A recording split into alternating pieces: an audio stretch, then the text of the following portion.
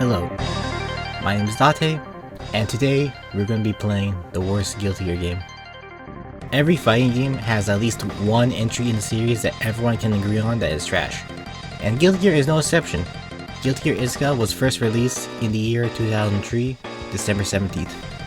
Throughout the 2000s, Isuka would be released on the PlayStation 2, original Xbox, Microsoft Windows, Steam, and even the Xbox 360. I'll be playing this game through the Steam version, and already there is a problem before even launching the game. Since this game was released in 2006 on Steam, this game has a set resolution, meaning you cannot change the game resolution. Not to mention, there is no windowed full screen, which means clicking out of the game will hide it. Now, you could try to play this game in windowed mode, but the game is so small that you may have to play super close to the screen. This is what caused gamer posture. I have no idea if you can actually fix this, but I just recorded the game while on full screen. After picking which screen dilemma to deal with, let's boot up the game.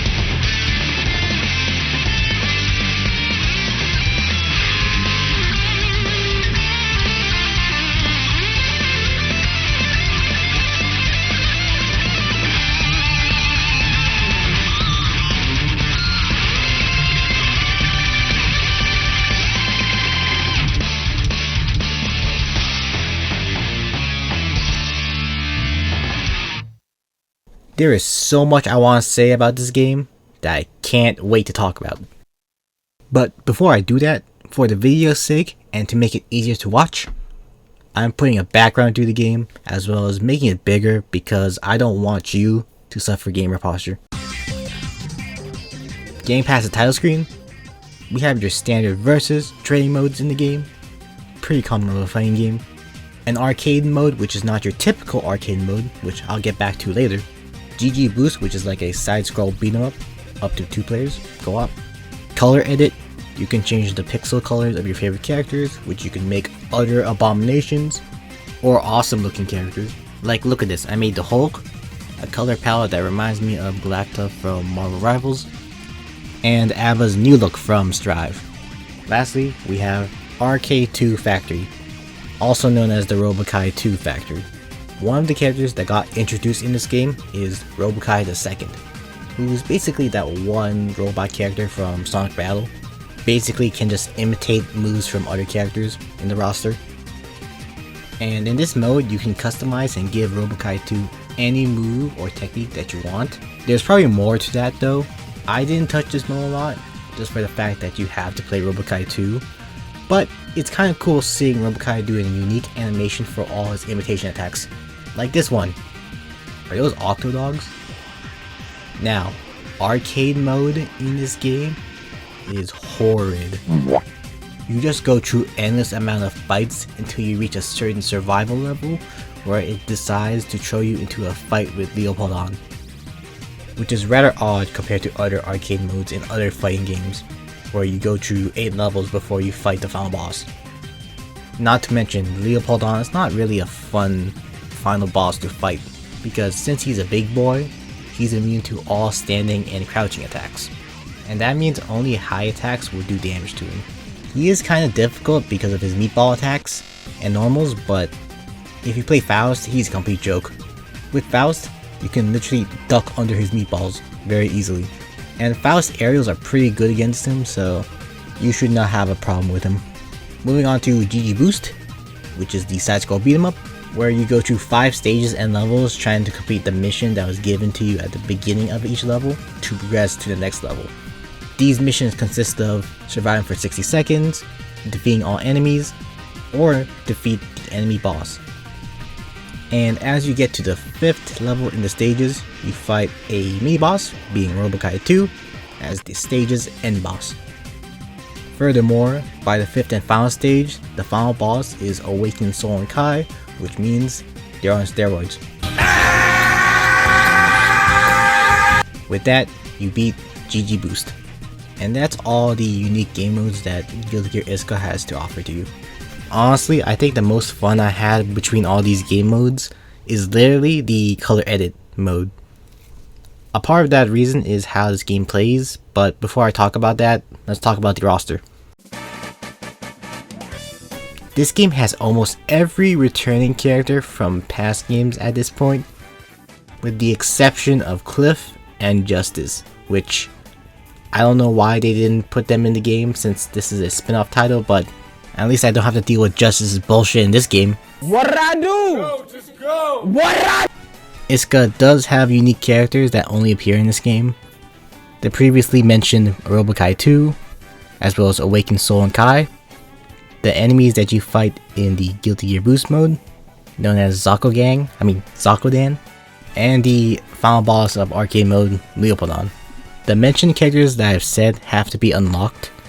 The Zakodan is unlocked by beating GG Boost mode once. For Leopoldan, you must beat the arcade mode at survival level 200, which means after you beat it the first time, go into settings and change the starting survival level to 100. Then go ahead and play the arcade mode again. Why did they do this to us? And Awakened Soul and Kai? I don't know, I never even tried honestly. Now, this game does have one character that they introduced who has definitely gotten popular because of her inclusion in Strive. Abba was easily my favorite DLC character in Season 3 for Strive, and this is the game that she got introduced in, so I give Isuka props for that. But in saying that, the one thing I don't give Isuka props for is the gameplay.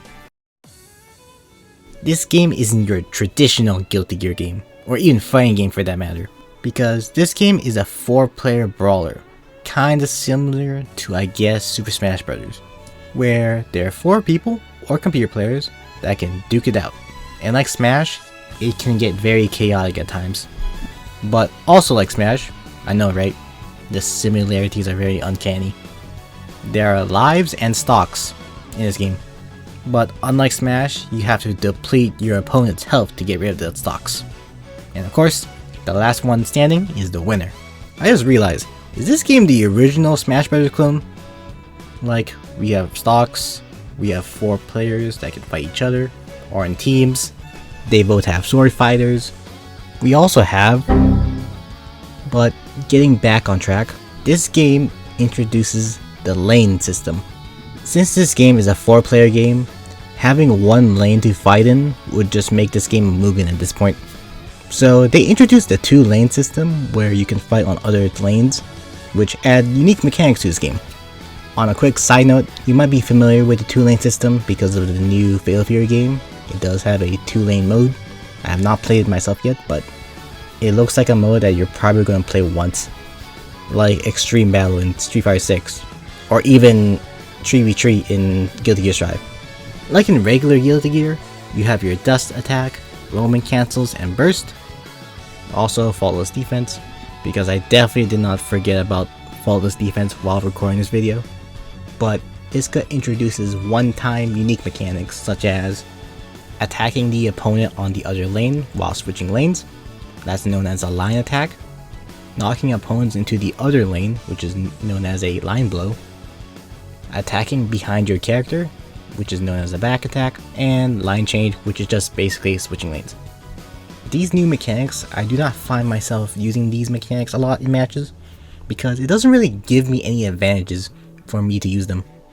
Like, what's the point of knocking opponents into the other lane? They're just gonna get right back up and return to the lane I'm on anyways. Oh yeah, another thing that makes this game unique compared to the other Guilty Gears is the button to change the direction you're facing. Yes, you heard me right, button. In a lot of other fighters, the way to change direction is simply pressing the direction you want to look at. But Guilty Gear Isuka decided that's just too simple, let's make it kinda complicated. There's been many times where I've been trying to attack my opponent, only to realize I've been facing the wrong direction the whole time. And sometimes the computer control you by jumping back and forth between you, which means you have to constantly press the button to change the direction if you want to attack them.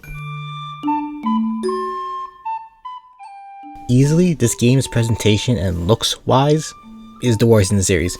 The main menu is boring. And the character select screen, I sometimes have a hard time looking for the character that I want to pick. Like, why is everyone grayed out? The color edit mode feels like I'm in the GoldenEye pause screen.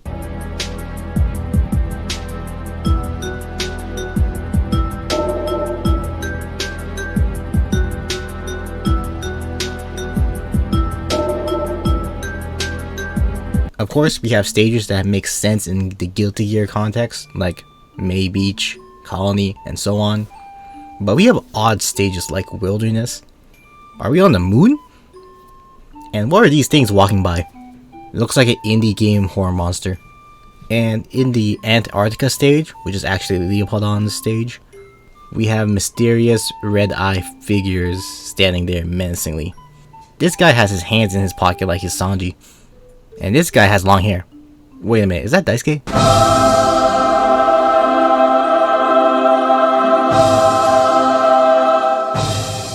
Overall, this is what Guilty Gear Isuka has to offer.